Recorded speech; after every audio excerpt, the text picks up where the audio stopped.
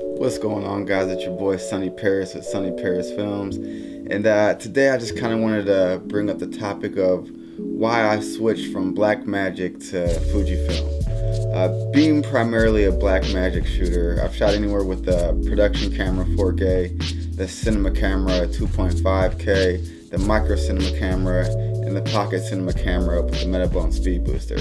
So I've always shot on Blackmagic design. Obviously my favorite thing when it comes to me being an artist is color science. So the reason why it's taken so long is that I just never wanted to venture away from the image quality that Blackmagic gave you.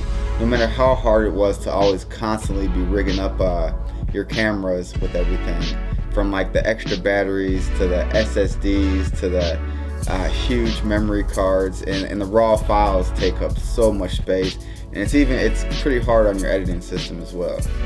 But anyways, I've stuck with Blackmagic because nonetheless I didn't want to trade my artistry for a few extra features on the camera, I guess I could say.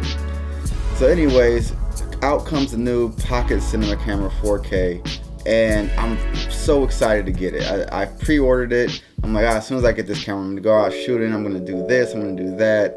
But like Blackmagic always does, it's taken like months and months for me to get my camera.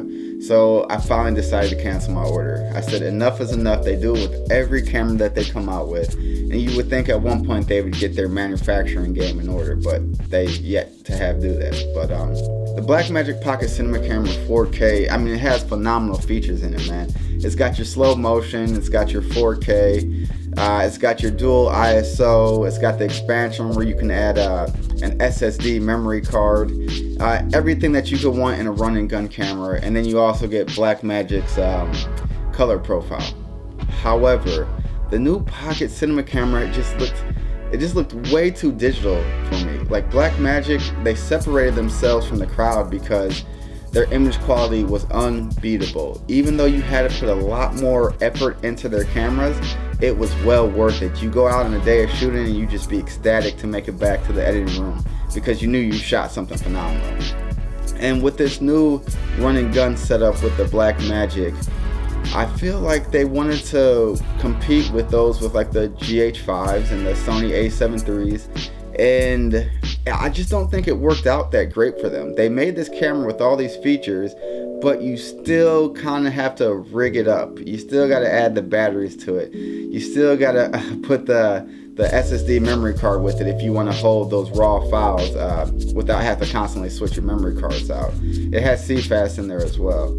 But I guess what I'm getting at is Fujifilm rivals the color science of Blackmagic. Now tell me if I'm wrong or give me your opinion, but I think Fujifilm camera, that their color science it rivals Blackmagic, and it's almost a little bit better than the Pocket Cinema Camera 4K. I could never say that about the old sensors, especially the 16mm sensor in that Pocket Cinema camera. Phenomenal. You couldn't get that image anywhere else. Fujifilm did it, man. They dropped these phenomenal cameras that are now oriented for video, such as like the Fujifilm XT3. And I got that camera and I took it out the box, slammed in the battery, took it out shooting. You can check out my short films called Fujifilm XT3's What Is Life. And that was just me going out and doing some handheld shots and some tripod shots.